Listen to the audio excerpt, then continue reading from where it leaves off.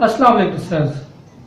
मैं हूं साकिब अरशद और हाजिर हूं आज की वीडियो के साथ। आज का मेरा जो वीडियो है वो पार्ट 2 है। पार्ट 1 डिस्क्रिप्शन में दिया गया है, आप वहां से इसको देख सकते हैं। और बात हो रही है मेरी इन सीरीज में टाइम के बारे में और ह्यूमन कैपिटल के बारे में और शॉर्ट टर्म ओरिएंटेशन के बारे में। तो टाइम की मैनेजमेंट का इम्पैक्ट हमारे ह्यूमन कैपिटल पे क्या आ रहा है और उसकी वजह से हमारी ओरिएंटेशन कैसी हो रही है, ये लास्ट वीडियो में बात हो चुकी थी। इनफैक्ट जो ह्यूमन कैपिटल को फोकस करने का मेरा मकसद था, जो कि 60 to 65% 20 to 30 ईयर्स की एज में लाई करता है, बेसिकली ये यूथ है। तो हमारा जो यूथ है उसका टाइम किस जगह पर लग रहा है और उसकी वजह से जो ओरिएंटेशन है वो कैसी है। तो मैंने लास्ट वीडियो में जो शेयर की थी वो एक ट्राइंगल थी और मैंने बताया था कि उसका जो इम्पैक्ट है वो अगली एक ट्राइंगल पे पड़ता है। वो कैसे कि आपने देखा होगा कि हमारी जो घड़ियां हैं वो राडो हैं और गाड़ियां हमारी पराडो हैं। फिर भी हम लोगों ने कहीं जाना हो तो लेट जाते हैं। इंसान अपना जो टाइम है उसको मैनेज करने के हवाले से 3 तरह से अपने काम एग्जीक्यूट कर रहा होता है। या वो उनको इन टाइम कर रहा होता है, या ऑन टाइम कर रहा होता है, या बियॉन्ड टाइम कर रहा होता है। तो ये शॉर्ट टर्म ओरिएंटेशन होने की वजह से हम लोग हैबिचुअल हैं अपनी एक्टिविटीज को, अपने कामों को बियॉन्ड टाइम करने के। एंड टाइम तो वो लोग करते हैं जो कि लॉन्ग टर्म ओरिएंटेशन होती है उनकी, और ऑन टाइम भी काम करने की आदत उन्हीं लोगों की होती है। अब आप इसका अंदाजा इस चीज से लगा सकते हैं कि हम लोग कहते हैं किसी भी नेशन का अगर बिहेवियर मेजर करना हो तो उसके कुछ इंडिकेटर्स होते हैं। तो पाकिस्तान के बारे में 2 किस्म की रिसर्च थी, बल्कि 3 किस्म की हो चुकी, जो आपके साथ में आज रख रहा हूं कि हमारे बारे में हूस्टेड ने ये डिग आउट किया अपनी रिसर्च में कि हम शॉर्ट टर्म ओरिएंटेड लोग हैं। तो इसमें ये है कि जब भी किसी भी नेशन का बिहेवियर लिया जाता है तो उसके कुछ इंडिकेटर्स होते हैं। एक इंडिकेटर है वो ट्रैफिक होता है कि how people behave while driving और ऑन रोड। तो आज आप देख सकते हैं हमारा एज अ नेशन ट्रैफिक में हम लोग कैसे बिहेव करते हैं। Honking the horns, driving bumper to bumper, overtaking from wrong side and coming from wrong side and going from the alternate sides, ये हमारी एक हैबिट है। ये सब ये क्यों है, ये क्यों है? बिकॉज हम लोग काम को बियॉन्ड टाइम करते हैं। किस तरह से? अब एक बंदा रात को सोया लेट, डेफिनेटली वो सुबह उठेगा भी लेट। तो ये रात का लेट सोना ये इनपुट है सुबह उठने के लिए। जब हम इनपुट ही गलत देते हैं किसी चीज को तो उसका अल्टीमेटली इम्पैक्ट जो आता है वो आगे वाली सारी एक्टिविटीज पे होता है। अब आप देखें कि हमारे नबी सल्लल्लाहु अलैहि वसल्लम इशा की नमाज के बाद अनलेस कोई बहुत ज़्यादा दीनी मसरूफियत होती थी तो वो अब जागते थे, अदरवाइज इशा की नमाज के बाद वो नहीं जागते थे। क्यों? इसमें एक लेसन है कि हम लोगों को अपने आप को बेड पर ऑन टाइम लेकर जाना चाहिए, क्योंकि मुसलमान की तो एक रूटीन है कि सुबह फजर की नमाज के लिए उठना और फिर ऑनवर्ड अपनी सारी उस चीज़ को मैनेज करते हुए अपने ऑफिस टाइम पर तैयार होना और टाइम पर जाना। हम लोग बेसिकली क्या कर रहे हैं कि रात को जो लेट सोते हैं, लेट खाना खाते हैं और उसके बाद फिर जो हमारा स्क्रीन टाइम है स्पेशली रात को, वो बहुत ज़्यादा रात के वक्त में वो बहुत ज़्यादा होता है। अब रिसेंट एक रिसर्च है जिसमें उन्होंने डिफाइन किया कि इंसान के अंदर एक मेलाटोनिन एक लिक्विड है जो कि आपके सेंस करता है जब सनलाइट कम हो जाती है तो वो सिक्रीट करता है आपके माइंड में, जिसकी वजह से आपको नींद आती है। अब उसका फंक्शन ये है कि उसने सनलाइट को सेंस किया कि कम होगी और रात आ गई, उसने हार्मोन्स रिलीज किया, आपको नींद आई। 9 बजे के करीब करीब ये एक्टिविटी स्टार्ट हो जाती है। अब जैसे ही आपने अपने आप को स्क्रीन के साथ एनकाउंटर करते हैं तो इसमें से एक ब्लू लाइट निकलती है जो कि उसका ये सारा प्रोसेस रिवर्स कर देती है। आपकी नींद उड़ जाती है और पूरी रात या नींद पूरी नींद, क्वालिटी ऑफ स्लीप है ना जो वो नहीं होती जो होनी चाहिए थी। ये एक बहुत बड़ा मैटर है, ये बहुत बड़ा मसला है। देखें, दीन इस्लाम ने जो भी चीजें दी हैं वो इंसानों की ही बेनिफिट के लिए हैं। अल्लाह ताला तो समझ जात है, उससे कोई उसकी फरमाबरदारी करे नहीं फर्क पड़ता, कोई नाफरमानी करे नहीं फर्क पड़ता। ये जो कुरान है और नबी सल्लल्लाहु अलैहि वसल्लम का फरमान है, ये सब चीजें हमारा एज अ ह्यूमन मशीनरी के लिए एक मैनुअल के तौर पे है कि कैसे ऑपरेट करेगी। तो जिस वक्त हम रात को इनपुट ही गलत देते हैं तो फिर मॉर्निंग में सारी की सारी रूटीन उसका सारा इम्पैक्ट जो है हमारे उस पर आता है। जो कि आप देख सकते हैं, जो बिहेवियर मेजर करने का एक इंडिकेटर है ट्रैफिक, उसमें ये सब चीजें रिफ्लेक्ट कर रही होती हैं। तो बेसिकली तो है क्या कि जो घड़ी है हमारी, हम उसके ऊपर हजारों लाखों रुपए खर्च कर देते हैं, लेकिन हमें ये नहीं पता कि ये तो एक इंस्ट्रूमेंट ऑफ टाइम है। It is not time, it is an instrument of time. Time तो इंसान के यहाँ पर रन कर रहा होता है। अगर आपने कुछ फर्दर इसके बारे में डिटेल्स डिग आउट करनी है तो साइकोलॉजी ऑफ टाइम के बारे में कुछ रीड कीजिए। अभी चूंकि मेरा टॉपिक तो यही है, लेकिन साइकोलॉजी ऑफ टाइम के बारे में बाद में किसी वक्त मैं डिस्कस करूंगा। अभी सरफेस लेवल की अवेयरनेस जो है ना वो आपके साथ शेयर करना चाहता हूं कि जिस वक्त एक इंसान का यहाँ पर उसका सिस्टम ठीक होता है तो फिर उसे अलार्म क्लॉक्स की इतनी ज़्यादा ज़रूरत नहीं रहती।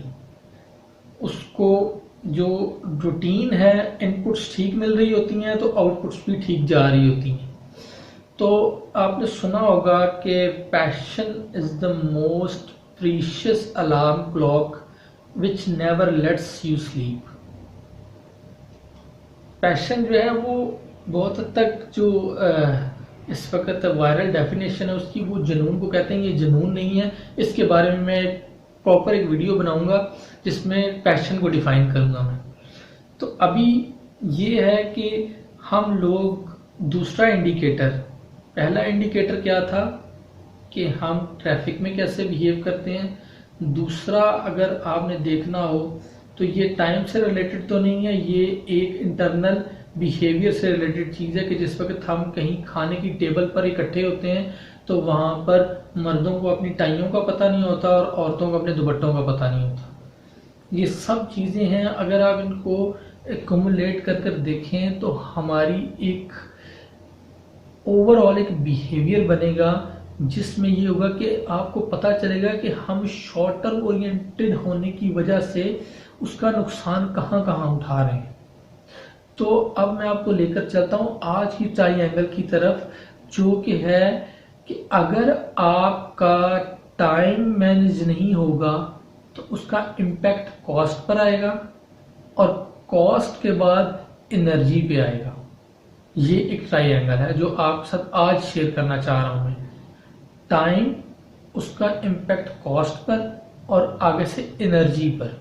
अब इसको एक मिसाल से समझें कि अगर एक स्टूडेंट ने ऑन टाइम कभी एडमिशन लिया to get his undergraduate degree और मास्टर्स लेवल डिग्री, वो उसको किसी भी डिस्ट्रैक्शन की वजह से उस वक्त कंप्लीट नहीं कर सका और लेटर ऑन उसको ये एहसास हुआ कि यार ये मुझे कंप्लीट कर लेनी चाहिए आफ्टर 2 years और 3 years।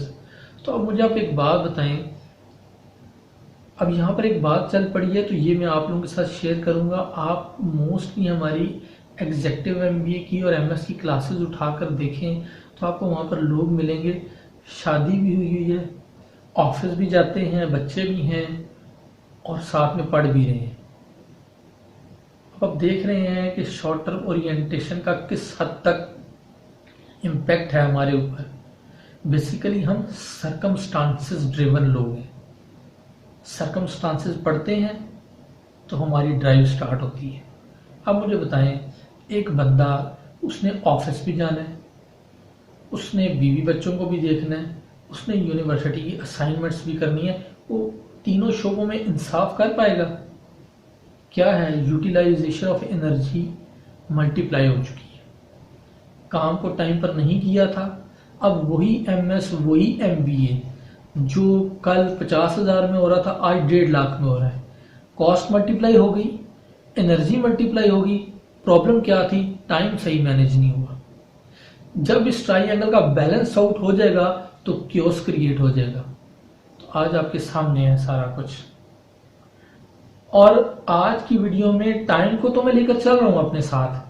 आज की वीडियो में कॉस्ट पर बात करूंगा और आने वाले थर्ड पार्ट में जो बात होगी वो एनर्जी के बारे में होगी। कॉस्ट के हवाले से ये देखना चाहिए कि इंसान को कॉस्ट का मतलब जो है वो सिर्फ मॉनेटरी वैल्यूज नहीं होती कि हमें पैसा पे करना पड़ता है किसी चीज का। कॉस्ट का मतलब होता है कि आपको इमोशनल कॉस्ट पे करनी पड़ती है चीजों की, मेंटल कॉस्ट पे करनी पड़ती है, फिजिकल कॉस्ट पे करनी पड़ती है, साइकोलॉजिकल कॉस्ट पे करनी पड़ती है। जिस वक्त टाइम की वजह से हमारी लाइफ में क्योस क्रिएट हो जाए तो इतनी सारी कॉस्ट पहले हैं, मॉनेटरी कॉस्ट तो साथ लगी हुई है, लेकिन सबसे ज्यादा इंसान को जो चीज ड्रेन करती है वो है उसको जो इंटरनल कॉस्ट पे करनी पड़ती हैं, जो मैंने आपको बताई है। Emotional cost, mental cost, psychological cost और फिजिकल कॉस्ट। तो कॉस्ट का जो वो डाया है वो छोटा डाया नहीं है। अब अगर आप इंडिविजुअली इन चारों चीजों को अगर आप देखें तो मेंटल कॉस्ट में क्या चीज आपको पे करनी पड़ती है। आपने देखा होगा बहुत सारे ऑफिसेज में जब इंटरव्यू लिया जाता है तो पूछा जाता है कि आप अंडर प्रेशर कैसे चीजों को मेंटेन करते हैं। तो अंडर प्रेशर तो वही लोग सही परफॉर्म कर सकते हैं जिनका मेंटल प्रोसेस स्टेबल हो। वरना तो क्या होता है, जैसे ही प्रेशर पड़ा, मेंटल बैलेंस आउट हुआ, साथ ही इमोशन ट्रिगर हो जाता है। किस चीज का? स्ट्रेस आ जाता है। और स्ट्रेस जैसे ही बंदे के ऊपर पड़ता है, स्ट्रेस बेसिकली क्या है कि इंसान के अंदर चैलेंज जो फेस कर रहा है वो चैलेंज बड़ा है और कैपेसिटी कम है, जिसकी वजह से स्ट्रेस जनरेट होता है। तो जब स्ट्रेस जनरेट होगा तो मामला मेंटल प्रोसेस से निकलकर इमोशनल प्रोसेस पर चला जाता है। तो आपने बहुत सारे लोगों को देखा होगा, वो फिर गुस्से में आ जाते हैं, हाइपर होते हैं, फिर ऑफिस का क्रॉस ओवर स्पिल ओवर हो रहा था घर में जाकर। देखा होगा आपने, ऑफिस का गुस्सा था वो घर पर निकल रहा है। क्यों? कि मेंटली बंदा स्टेबल नहीं था और इमोशनल कॉस्ट पे करनी पड़ गई। और जब आपको पता है कि ये मामला मैं ऑफिस तक सिर्फ बता रहा हूं कि जिस वक्त इंसान के पास बार बार इमोशनल पेमेंट आती रहती है और उसको करता रहता है, तो एक टाइम होता है, हर चीज का एक लिमिटेड जखीरा होता है, रेपर्टोयर होता है, जिसके जरिए उसने चीजों को डील करना होता है। जैसे ही वो खत्म होता है तो इंसान बैंकरप्ट होना शुरू हो जाता है। Emotional bankrupt, mental bankrupt, psychological bankrupt, physical bankrupt. Cost कहां कहां हम लोग को पे करनी पड़ती है? सिर्फ क्या कि हमने टाइम को मैनेज नहीं किया, टाइम को टाइम पर टाइम नहीं दिया। तो आज की वीडियो यहां तक है। इंशाल्लाह ताला इसी हवाले से कुछ और डिटेल्स भी आती रहेंगी आने वाली वीडियोस में। तो आप अपना ख्याल रखिएगा। इंशाल्लाह जो आने वाली वीडियो है उसमें अब हम एनर्जी पर बात करेंगे, वो बहुत इंपॉर्टेंट टॉपिक है और इट माइट भी वो थोड़ा सा लेंथी भी हो। आप अपना बहुत ज़्यादा ख्याल रखिएगा। अस्सलाम वालेकुम।